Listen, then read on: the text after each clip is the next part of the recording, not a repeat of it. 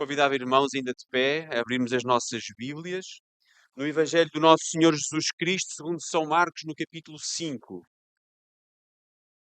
Evangelho segundo São Marcos, no capítulo 5. Vamos ler os primeiros 20 versículos.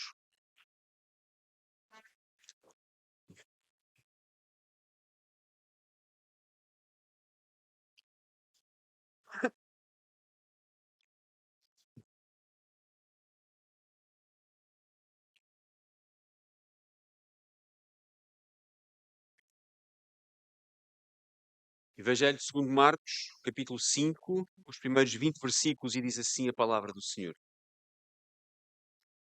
E chegaram à outra banda do mar, à província dos Gadarenos. E saindo ele do barco, lhe saiu logo ao seu encontro dos sepulcros um homem com espírito imundo, o qual tinha a sua morada nos sepulcros, e nem ainda com cadeias o podia alguém prender. Porque tendo sido muitas vezes preso com grilhões e cadeias, as cadeias foram por ele feitas em pedaços, e os grilhões em migalhas, e ninguém o podia amansar. E andava sempre de dia e de noite, clamando pelos montes e pelos sepulcros, e ferindo-se com pedras. E quando viu Jesus ao longe, correu e adorou-o. E clamando com grande voz, disse: Que tenho contigo, Jesus, Filho do Deus Altíssimo. Conjuro-te por Deus que não me atormentes. Porque lhe dizia: Sai deste homem, espírito imundo. E perguntou-lhe: Qual é o teu nome? E lhe respondeu, dizendo: Legião é o meu nome, porque somos muitos. E rogava-lhe muito que os não enviasse para fora daquela província. E andava ali pastando no monte uma grande manada de porcos. E todos aqueles demónios lhe rogaram, dizendo: Manda-nos para aqueles porcos, para que entremos neles. E Jesus logo lhe o permitiu. E saindo aqueles espíritos imundos, entraram nos porcos, e a manada se precipitou por um despenhadeiro no mar, e eram quase 2000, e afogaram-se no mar. E os que apacentavam os porcos fugiram, e anunciaram na cidade e nos campos, e saíram muitos a ver o que era aquilo que tinha acontecido. E foram ter com Jesus, e viram o endemoniado, porque tivera a legião assentado, vestido e em perfeito juízo, e temeram. E os que aquilo tinham visto contaram-lhes o que acontecera ao endemoniado e acerca dos porcos, e começaram a rogar-lhe que saísse dos seus termos. E entrando ele no barco, rogava-lhe o que for endemoniado, que o deixasse estar com ele. Jesus, porém, não lhe o permitiu, mas disse: Vai para a tua casa, para os teus, e anuncia-lhes quão grandes coisas o Senhor te fez e como teve misericórdia de ti. E ele foi e começou a anunciar em Decápolis quão grandes coisas Jesus lhe fizera, e todos se maravilharam. Até aqui a palavra do Senhor. Vamos orar.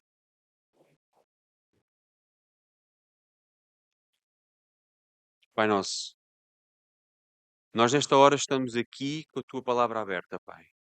Nesta hora nós estamos aqui com a tua palavra a falar para nós, Pai. Pai, que seja a tua palavra a falar nesta hora, que a tua palavra fale, que a tua palavra toque os nossos corações. Pai, que os teus filhos aqui presentes, cujos corações um dia tu tocaste, possam crescer a cada dia, Pai. E aqueles que não ouviram o Evangelho, Pai. Aqueles que ainda não creram estão aqui entre nós, Pai. Que o Evangelho lhes possa tocar no coração, Pai.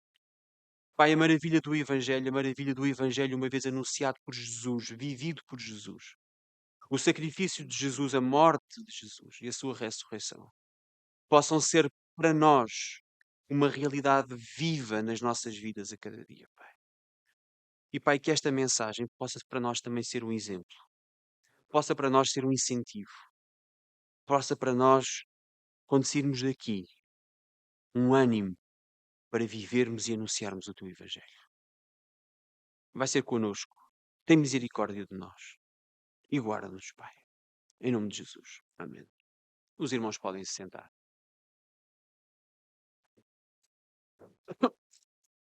Irmãos, continuamos o nosso estudo de Marcos e na passagem anterior, nós tínhamos no estudo de Marcos, vimos a história e vimos a história de um momento que nós conhecemos muito bem no Novo Testamento, que é o momento em que Jesus está com os seus discípulos no barco e vimos como os discípulos veem o barco a encher-se de água, praticamente a afundar-se, e Jesus está tranquilamente no meio daquela tempestade a dormir. Nós vemos Jesus a dormir e os seus discípulos com medo. Nós vimos como os discípulos censuraram a Jesus. Nós vimos como os discípulos viram Jesus a dormir e acabaram por censurar a sua atitude. E vemos como, quando é acordado, Jesus acalma a tempestade. Jesus chama a atenção aos discípulos. Eles não devem ter medo na presença de Jesus. E depois de Jesus acalmar a tempestade, acalmar aquele mar. Nós vamos ver como, depois daquela maravilha que aconteceu, os discípulos ainda ficam com mais medo ficam com mais medo de Jesus do que o medo que tinham do mar e da tempestade. E acabam com esta grande questão, que ainda hoje é uma grande questão para a humanidade. Quem é este que até os ventos e o mar mandam e lhe obedecem? Quem é este? Quem é este Jesus? Quem é este homem que está aqui connosco? E essa acerca deste homem, mais uma vez, irmãos, gostaria que nós pudéssemos meditar esta manhã. E é interessante, irmãos, porque a passagem da semana, da última vez que nós vimos em Marcos, está intimamente ligada precisamente com esta passagem. Nós vamos ver como, mais uma vez, tal como naquela tempestade, Jesus age no meio do caos e como transforma esse caos em harmonia. Tudo parece perdido. Tudo parece fora de ordem. Incapaz de ser ordenado. É um caos absoluto. E Jesus o que faz? Jesus transforma o caos em harmonia. E esta é a grande obra de Jesus. Transformar o caos que há em nós em harmonia dentro de nós. E por isso, irmãos, gostava que pudéssemos refletir na forma como o pecado age na vida do homem. Eu gostava que pudéssemos refletir esta manhã e olhar para este homem, este endemoninhado dos gadarenos, e ver em nós aquilo que nós somos na nossa condição de pecadores. E gostava que, por fim, nós pudéssemos ver o que Jesus pode fazer em nós. Temos algumas personagens nesta história, sendo que as principais personagens é Jesus e este homem, este gadareno. Jesus e este homem são os grandes personagens desta história. E gostava que, apesar de termos outras personagens, irmãos, gostava que nós pudéssemos olhar para Jesus como o nosso Salvador. E este homem, como um homem perdido, como a vida dele vai ser transformada. E por isso, irmãos, gostaria de dividir esta passagem em 5 breves pontos. Os primeiros 5 versículos, nós pudéssemos olhar e ver pecador. O segundo ponto, do versículo 6 ao versículo 9, que nós pudéssemos ver o confronto. Do versículo 10 ao 13, que nós pudéssemos ver a libertação. Do 14 ao 17, o medo. Novamente o medo. E do capítulo 18 ao capítulo 20, que nós pudéssemos ver o testemunho. Irmãos, o que é que Marcos, que é tão sucinto, muitas vezes, a contar os episódios da vida de Jesus, perde tanto tempo com esta história? Perde tanto espaço no papel com esta história? O que é que Marcos, que é tão resumido e é mais resumido que os outros evangelistas a contar os episódios da vida de Jesus, que é que ele é tão largo contar esta história? E é uma questão que nos deve nos fazer pensar. Porque ainda por cima, irmãos, reparem, mesmo naquele tempo, não era comum haver homens endemoniados, tal como hoje. Mas ainda assim, importava que nós, ainda hoje, pudéssemos refletir sobre esta passagem. E lembrem-se, irmãos, que nós possamos refletir acerca desta passagem, olhando sobretudo para nós, olhando para a nossa condição de pecadores, olhando para a condição espiritual daquilo que nós somos de uma forma natural, como homens caídos. E homens caídos com que saímos do ventre da nossa mãe. E por isso, irmãos, o primeiro ponto, os primeiros 5 versículos, olharmos para este pecador. Este homem vivia nos sepulcros, estava preso com grilhões e cadeias, e sempre que o tentavam prender, a força dele era de tal forma brutal que ele rebentava com os grilhões e com as cadeias. Colocava tudo em migalhas, destruía absolutamente tudo. Sempre que alguém o queria prender, sempre que alguém o queria deter, este homem conseguia sempre rebentar com todas as forças. Podemos dizer que era um homem indomável. E vamos ver, era um homem indomável, como indomável é o nosso pecado. Ninguém o conseguia amansar. E o espaço por onde ele andava era por montes isolados e pelos sepulcros onde existe a morte. E por isso, irmãos, olhemos para a vida deste homem. Este homem parece um homem aparentemente livre. Não tem grilhões, não tem cadeias que impeçam a sua movimentação. É um homem livre. Podemos dizer que é um homem preso? Não, não é um homem preso. Nem sequer está sujeito às regras da sociedade. Ele é um proscrito da sociedade, é um homem absolutamente livre no espaço em que está. Nós podemos dizer que este homem tem uma liberdade limitada? Bom, o texto diz-nos que o homem anda de um lado para o outro, ninguém o pode deter e nada o pode deter. Portanto, quando o prendiam, ele soltava-se. Quando tentavam colocar limites à sua liberdade, ele vivia livre. E assim é com o pecado. E assim é com o pecado na vida do homem. O pecado dá-nos uma falsa sensação de liberdade. No pecado, nós podemos fazer o que queremos. Nós podemos gritar, podemos correr, podemos magoar-nos com pedras, ou se quiserem. Nós podemos fazer todas as coisas que nos apetece com todo o tipo de imoralidade. Seja a imoralidade da mentira, seja a imoralidade do roubo, seja magoar os outros, seja a imoralidade sexual. O pecado dá-nos esta falsa ilusão de que somos livres. Fazemos todas estas coisas, ainda por cima, porque o pecado mente e mente ao nosso coração. Nós fazemos estas coisas com uma aparente capa de bondade. É tudo bom em nós. Tudo aquilo que fazemos é tudo bom. Mas é muito interessante, irmãos, que apesar deste homem não haver limites para a força deste homem, para a forma como ele vivia, aquele homem vivia sozinho. O pecado que há em nós, na nossa condição de pecadores, quando vivemos no pecado, é um pecado que nos deixa sós. Podemos estar no meio da multidão, mas estamos sós. Podemos estar no meio de muita gente e ter umas grandes relações sociais, mas estamos sós. Eu vivo para mim, para a satisfação dos meus próprios desejos, mas esta é uma atitude muito solitária. Os outros não importam. Reparem, os outros não importam. A moralidade hoje social é esta. Reparem, por exemplo, irmãos, na questão conjugal.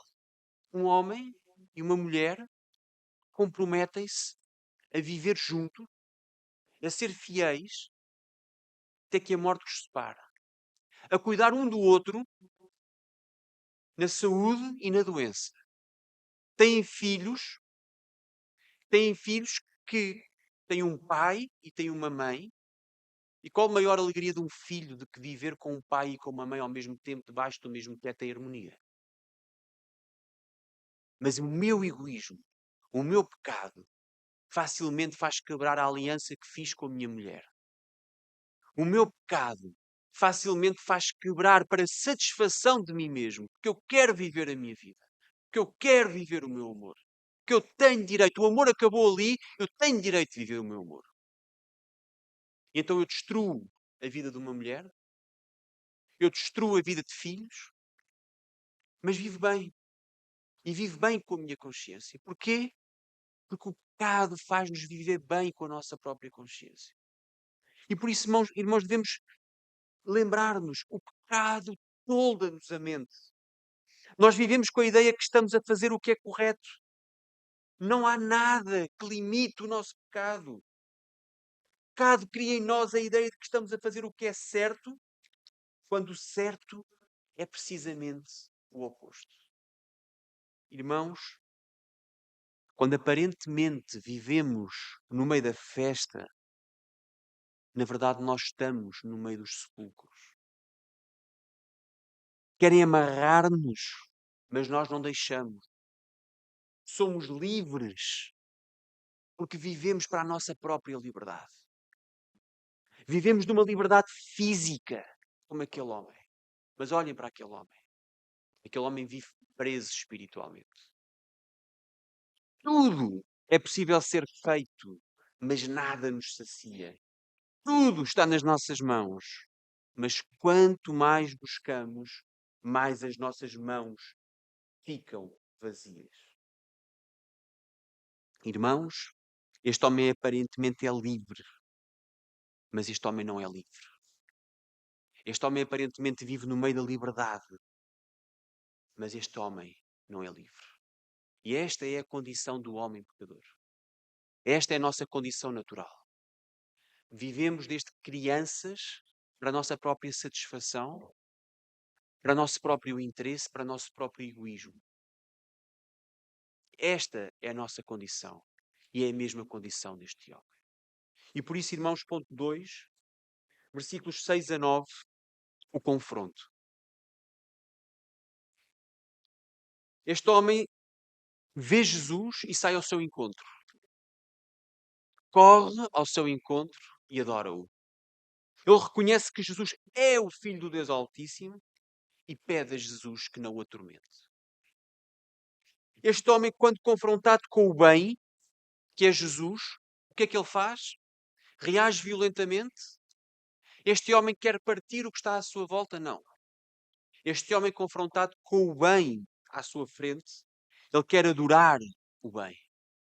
Este homem possuído por espíritos reconhece Jesus e adora-o.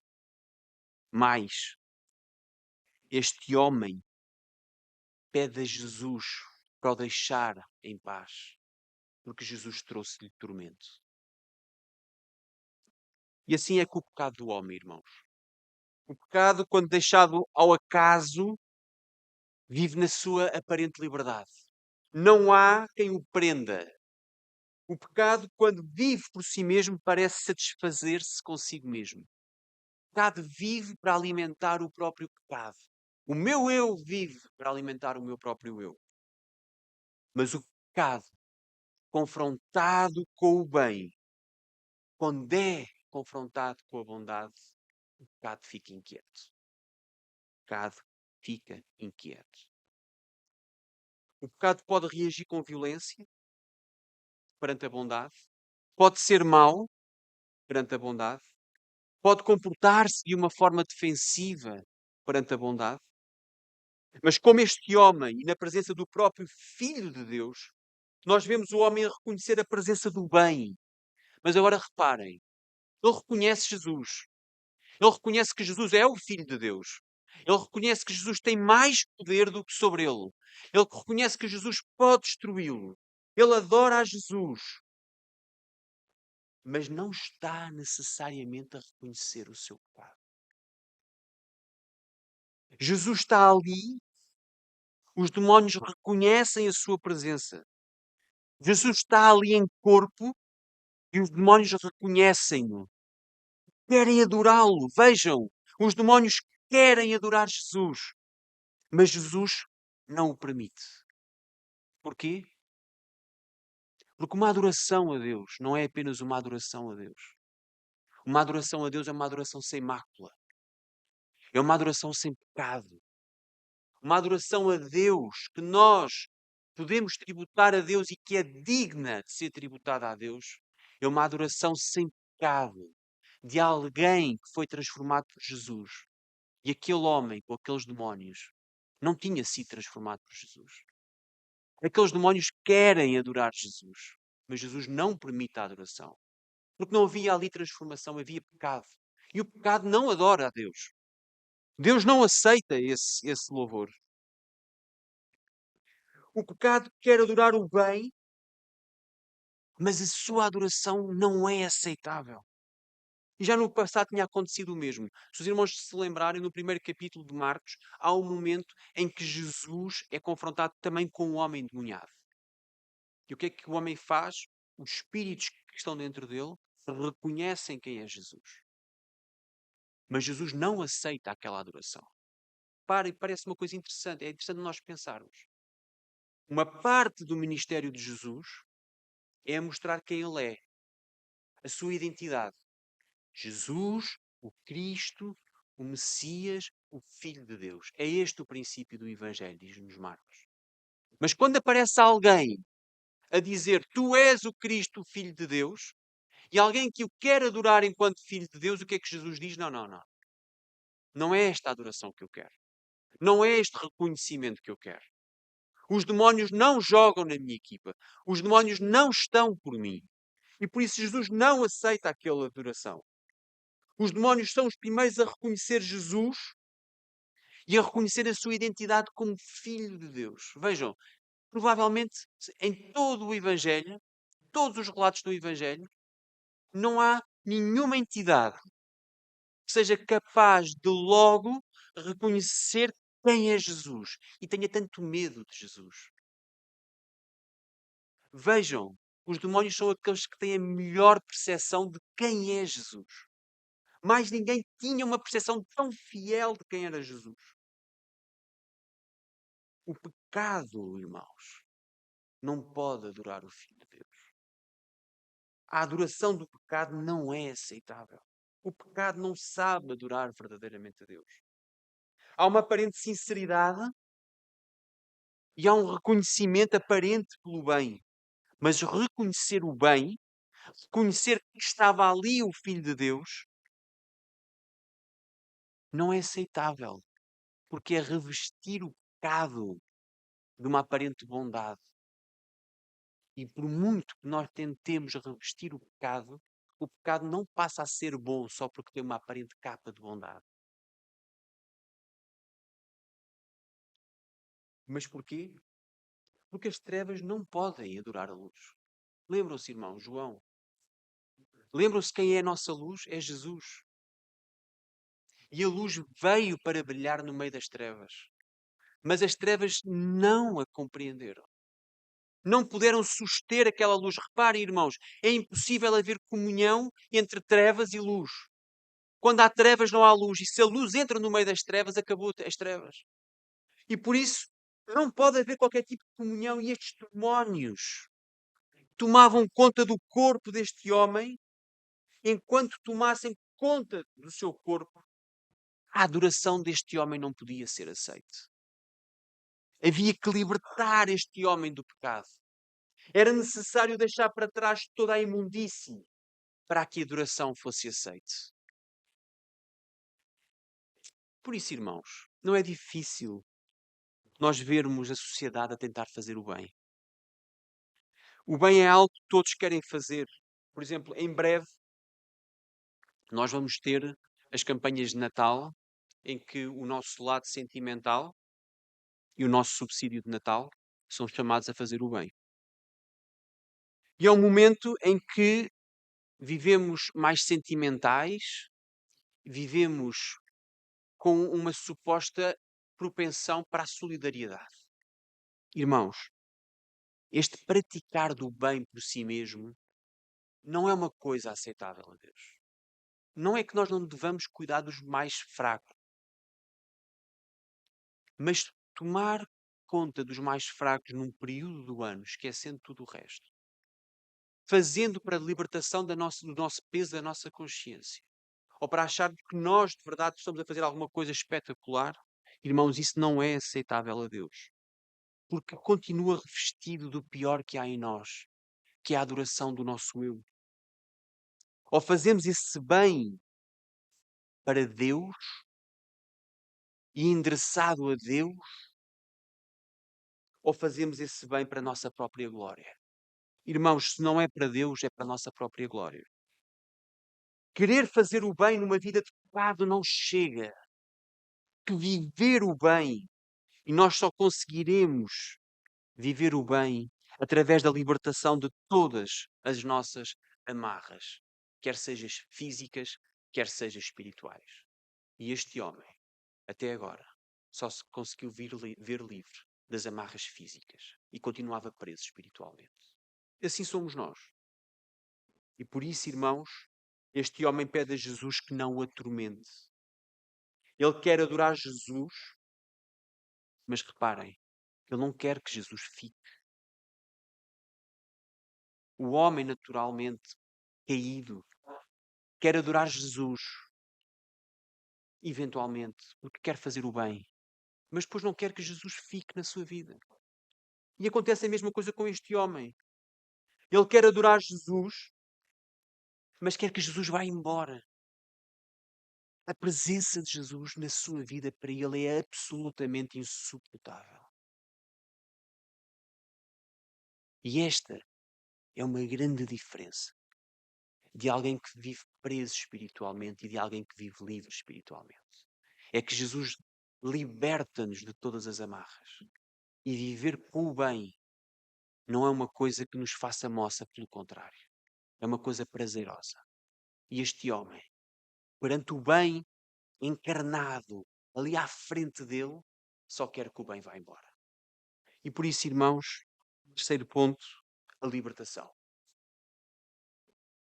Versículos 10 ao versículo 13.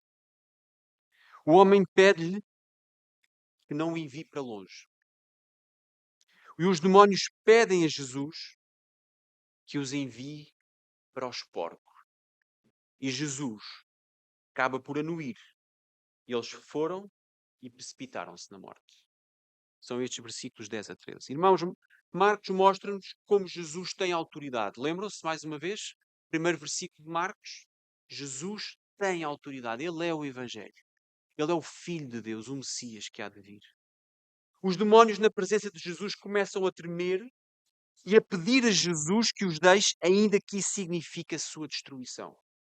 Em todas as passagens, Marcos quer mostrar-nos como este Jesus é o Filho de Deus.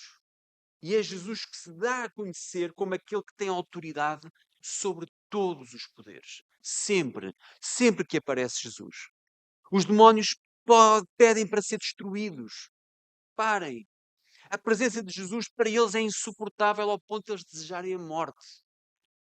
Eles não aguentam estar na presença daquele que supostamente queriam adorar. Eles queriam adorar Jesus, mas perante Jesus eles querem a morte. Porquê? Porque é assim com o pecado. O pecado não convive bem com Jesus. O pecado não quer estar na presença de Jesus. A figura de Jesus é para o pecado insuportável. E o pecado, confrontado com a verdade, sucumbe. Com este homem, irmãos, nós podemos nos alegrar. Porque houve a graça de ver o pecado a abandoná-lo. Naquele dia, o pecado foi atirado para o mais sujo e mais imundo que poderia existir. Os porcos. Porque o pecado é isso mesmo. É porcaria. O pecado é porcaria. O pecado é imundície. O pecado não vive na pureza, no que é limpo. O pecado vive no que é porco e é na porcaria que gosta de viver. E por isso é que o pecado não suporta Jesus. Foi uma bênção para este homem o encontro com Jesus. Para aqueles que tiveram um encontro com Jesus, viram como o pecado que estava dentro de si foi tirado para os porcos e foi destruído. Aqueles que estão aqui que tiveram um encontro com Jesus, cujo evangelho entrou no seu coração, viram precisamente este efeito do evangelho de Jesus. O pecado é todo atirado para os porcos, para aquilo que é sujo. O pecado é sujeira. E para que pudéssemos ficar limpos, todos, todo o nosso pecado foi retirado. Da mesma forma que todos aqueles demónios foram retirados do corpo daquele homem. Irmãos, num verdadeiro encontro com Jesus, o pecado não suporta a presença do Filho de Deus e sai e é destruído por completo. Podem ficar marcas corporais em nós, ficaram naquele homem, aquele homem feria-se com pedras. O pecado pode deixar-nos más memórias, pode deixar em nós alguns vícios, mas uma vez destruído, o pecado foi vencido. O pecado pode deixar consequências em nós para o resto da vida, mas o pecado, uma vez destruído, já não vive em nós. Jesus não derrota o pecado pela metade. Ele não retirou alguns demónios a este homem. Ele retirou todos os demónios do corpo deste homem. O pecado foi-se e foi-se pelo despenhadeiro abaixo. Aqueles porcos não viveram mais. Aqueles porcos ficaram afogados. Aqueles porcos morreram. Não ficou nada. Aqueles demónios já não podiam mais atormentar aquele homem. Foram-se. E foi o fim de uma vida de tormento para aquele homem. E assim é connosco, irmão. Assim é connosco a alegria de nós vermos o pecado que há em nós a ser destruído. O pecado que nos atormenta. O pecado que toma conta de nós. Irmãos, vejam como este homem não se conseguia libertar do pecado. Ele conseguia se libertar de tudo, menos do pecado. Havia uma libertação espiritual que tinha de acontecer e aconteceu. E aconteceu naquele momento, quando Jesus o liberta. E por isso, irmãos, ponto 4, versículos 14 a 17. O medo. O povo sabe o que Jesus fez, o povo espalha as notícias e o povo fica com medo e pede que Jesus saia dali. Quando é conhecido o que Jesus fez, o bem que Jesus fez, as pessoas ficam com medo. É interessante, irmãos, lembram-se os discípulos, depois de Jesus ter acalmado a tempestade, ficaram com medo. Porquê? Porquê é que ficam com medo depois de algo tão maravilhoso ter acontecido? Irmãos, nós devemos ficar com medo quando algo de mau acontece. Mas não. Aquelas pessoas ficam com medo perante algo de maravilhoso que acabou de acontecer. Aquele homem não estava recuperado, aquele homem não estava calmo, vestido e a viver em paz. É que o pecado molda a vida dos homens e é incapaz de reconhecer o bem. Eles podiam olhar para aquele homem e ver nele algo de maravilhoso e diferente, mas não. É que isso não significa que eles conseguissem ver a maravilha por trás daquela transformação. O homem treme perante Deus e fica cego. Aquilo que seria maravilhoso acaba por gerar medo. E todos se admiraram a ponto de perguntar entre si, dizendo: que é isto? Que nova doutrina é esta? Pois com que autoridade ordena aos espíritos imundos e eles lhe obedecem? Ainda no capítulo 1, quando Jesus expulsa os demónios daquele homem. O povo tem medo naquela ocasião, como tiveram medo os discípulos de Jesus quando ele acalmou a tempestade. As pessoas estão tímidos. Ainda não tendes fé? Perguntou-lhe Jesus. O medo perante Jesus revela a falta de fé do homem. À semelhança do que acontecia com aquela legião de demónios, as pessoas não suportavam a presença de Jesus. Não foi porque Jesus destruiu os porcos que eles queriam que Jesus fosse embora. Eles estavam com medo. Mas não era do medo que Jesus destruísse todos os animais que lá estavam. Não é isso que o texto nos diz. Eles estavam com medo do bem que Jesus estava a trazer àquela terra. Eles tinham medo espiritual. Eles tinham medo do que poderia acontecer espiritualmente.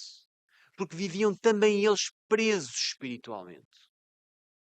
Eles tinham medo do homem que tinha poder sobre os demónios, chamado Jesus. Aos demónios eles tinham decretado o isolamento, a prisão com correntes e cadeias, mas àquele que tinha derrotado os demónios, em vez de o adorarem, em vez de o quererem perto de si, eles tinham medo e querem expulsá-lo. Eles tinham medo porque, mais uma vez, eles não compreendem quem Jesus é. Os demónios não suportavam a presença de Jesus porque, apesar de saber quem ele era, eles eram sujos. Sabiam que iam ser derrotados. Os demónios têm a consciência de quem Jesus é e ficam com medo porque sabem quem Jesus é. Mas o povo não sabe quem é Jesus e é por isso que tem medo. Se nós apresentarmos Jesus às pessoas, irmãos, elas por intuição não o querem ouvir. Podemos apresentar versões populares de Jesus e mais aceitáveis. Podemos revestir de Jesus de um aspecto mais simpático para as pessoas. Dentro em breve nós vamos ter Jesus como o menino Jesus. Porque apresentar às pessoas como o menino Jesus parece que torna mais aceitável. Torna, se nós tornarmos Jesus, em vez de ser o homem que tem poder, o homem que veio para nos salvar apenas como um bebé, e apenas como um bebé, é evidente que Jesus também foi bebé. Mas se a mensagem é apenas for aquele bebé, as pessoas ficam mais comovidas. Mas nós não precisamos de comover as pessoas, irmãos. Nós precisamos de apresentar Jesus como Ele é. Se fosse para comover pessoas, Jesus tinha essa capacidade e muito mais. Mas nós devemos apresentar o Jesus que está nos Evangelhos e a sua mensagem. Irmãos, a presença do verdadeiro Jesus, o Filho de Deus, aquele que é o Messias que há de vir, é insuportável para quem não crê. E por isso é tão importante anunciar o verdadeiro Jesus e aquilo que ele fez. É por isso mesmo que nós devemos anunciar o verdadeiro Jesus. É por não ser uma mensagem apetecível aos homens que nós devemos anunciar. Caso contrário, Jesus não o teria feito. Irmãos, não é por os homens rejeitarem a mensagem que nós vamos deixar de anunciar. Pelo contrário. Se todos os homens anunciassem, nós não precisávamos de anunciar mais. Mas é precisamente porque os homens não aceitam que nos compete a nós anunciar. E por isso entramos no último ponto, irmãos, que é precisamente o testemunho. Versículos 18 a 20. Aquele homem pede a Jesus para ficar com ele. Jesus envia-o a anunciar o que tinha acontecido.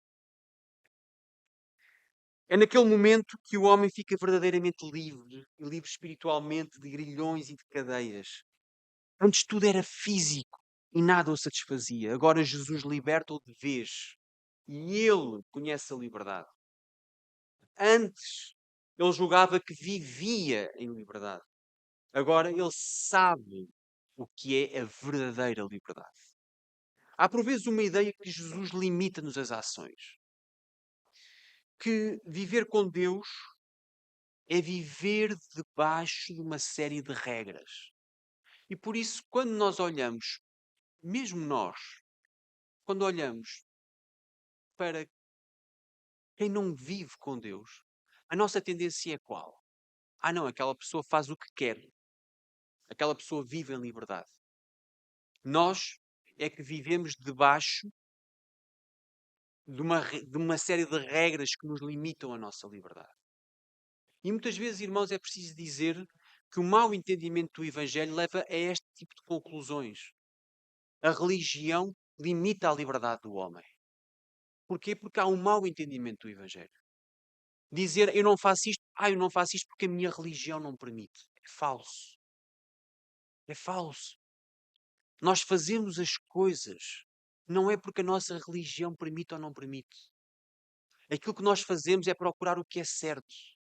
Irmãos, quem vivia preso era o homem que se julgava livre. Jesus não nos veio para prender de nada. Jesus veio para libertar-nos. Jesus veio para trazer-nos liberdade. Nós é que antes vivíamos presos. Agora vivemos livres. É completamente diferente. Nós achamos que viver sem Cristo é viver sem regras e, portanto, somos muito mais livres. É falso. Vivemos escravos do pecado, de algo que não nos sacia. Vivemos presos ao nosso próprio eu, que magoa os outros, que destrói vidas das pessoas que estão à nossa volta. Jesus vem-nos arrancar esse pecado que há em nós. Jesus vem-nos trazer a liberdade. E a liberdade que nos diz o que é certo e o que é errado. Irmãos, quando vivo com Jesus, eu sou libertado das amarras do pecado, do domínio de Satanás. Não é Deus quem me impede. É Deus que incuta em mim o desejo de já não fazer aquilo que eu fazia. E nós podemos nos perguntar, mas Deus não traça limites à nossa conduta? E vamos ser honestos. Mas Jesus não traça limites à nossa conduta? Não nos diz o que deve fazer ou o que não deve fazer? Sim, é verdade. Mas não é isso que nos tira a liberdade. Isso dá-nos liberdade. Irmãos, Jesus é o nosso pastor. E como um pastor conduz as suas ovelhas pelo caminho correto, ele é o pastor que nos ama e que nos orienta. É o pastor que nos diz por onde nós devemos andar para nosso próprio bem. Aquele caminho pode parecer bom à primeira vista. Há um caminho que nós olhamos e parece bom. Mas é o bom pastor quem sabe qual é o caminho bom. Satisfazer-me sexualmente com outras mulheres pode parecer um caminho perfeito e delicioso. Mas não é um caminho bom e delicioso. E se não é bom nem delicioso, então o meu pastor não me vai encaminhar por lá. Porque o bom pastor quer o bem das suas ovelhas. E por isso, irmãos, a partir do momento em que o nosso pastor, o nosso bom pastor, diz qual é o caminho, então é esse o caminho que nós trilhamos não por obrigação, mas por nosso próprio agrado, por nosso próprio desejo. E é por isso que este homem agora quer ficar com Jesus. Ele vivia só, ele vivia a atormentar toda a gente, mas agora não. Ele agora vive na paz, na tranquilidade que só Jesus pode dar e quer viver com Jesus e seguir os seus passos. Mas há um momento que muda tudo. E é o momento em que Jesus mostra que tem algo de muito grande para ele. Jesus não quer que esta mensagem fique escondida. Aquele homem deveria ir ter com os seus e anunciar as maravilhas da salvação. Para um mundo que não crê, irmãos, há que anunciar o Evangelho. Nós devemos dizer a maravilha que Jesus fez na nossa vida. A forma como tirou o pecado que havia em mim, como pegou nesse pecado e o atirou aos porcos.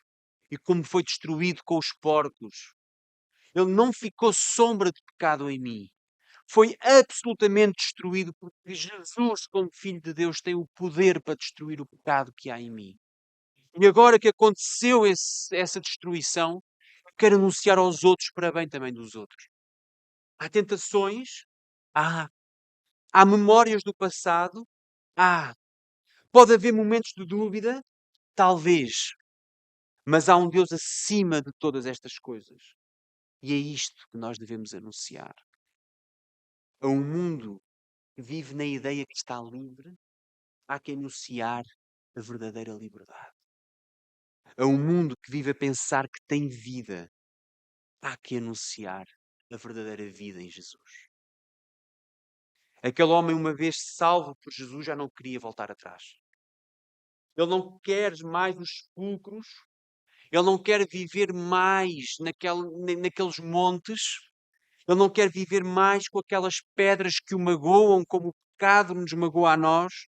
Ele quer viver com Jesus. Ele já não pensa na sua vida passada, ele quer sair dali e viver uma nova vida. E este deve ser o nosso supremo desejo. Viver para uma nova vida. É uma vida de verdadeira libertação e de verdadeira paz. Já não é uma vida de liberdade no meio dos sepulcros, mas uma vida transformada com Jesus. E por causa desta transformação, nós só queremos anunciar o Evangelho. Nós queremos anunciar o Evangelho sem vergonha. Porque apesar de podermos ser motivo de gozo e de escárnio, este Evangelho é maravilhoso. Quando o Evangelho é a nossa vida, o Evangelho está no nosso corpo, o Evangelho está no nosso coração, o Evangelho está na nossa mente, mas também está na nossa boca. Viver para anunciar quão grandes coisas nos fez o Senhor. E por isso, irmãos, e por isso nós podemos cantar hoje, esta manhã, todos juntos, com alegria. Podemos cantar como igreja. Podemos juntar-nos todos esta manhã e podermos cantar que o sangue de Jesus me lavou. O sangue de Jesus me lavou. Irmãos, que possamos cantar alegres louvores ao nosso Rei. Que possamos cantar todos juntos que o sangue de Jesus nos lavou. Amém.